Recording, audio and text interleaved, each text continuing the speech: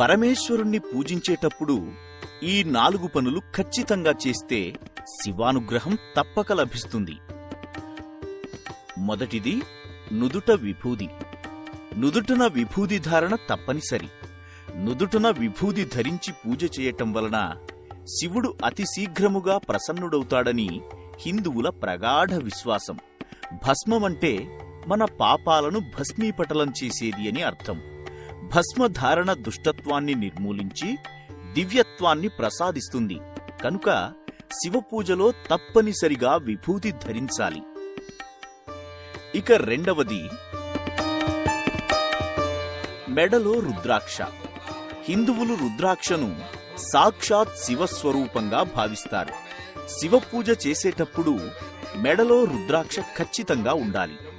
ఈశ్వరుని తపశ్శక్తితో కూడిన కంటినీటి బిందువులలోంచి ఉద్భవించినవి కాబట్టి ఇవి అఖండమైన తేజస్సు కలిగి ఉంటాయి.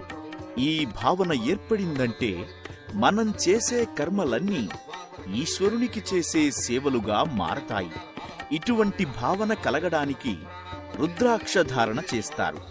అందుకే శివపూజ చేసేటప్పుడు రుద్రాక్ష తప్పనిసరిగా ధరించాలి. మూడవది చేతిలో బిల్వపత్రం.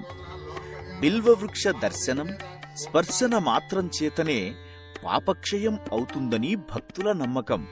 అందుకే శివపూజ చేసేటప్పుడు చేతిలో బిల్వపత్రం తప్పనిసరిగా ఉండాలి.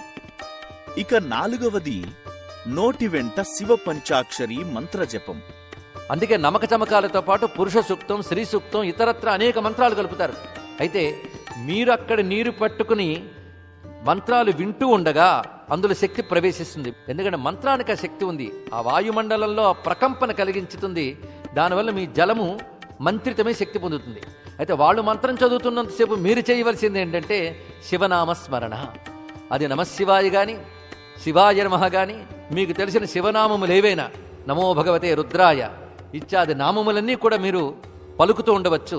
వారు మంత్రం చెప్తూ ఉంటే మీరు శివమంత్రం మీరు పలుకుతూ ఉంటే ఆ మంత్రితమైన జలంతో స్వామికి అభిషేకం చేసి మీరందరూ సర్వాభీష్టములు పొందవచ్చు.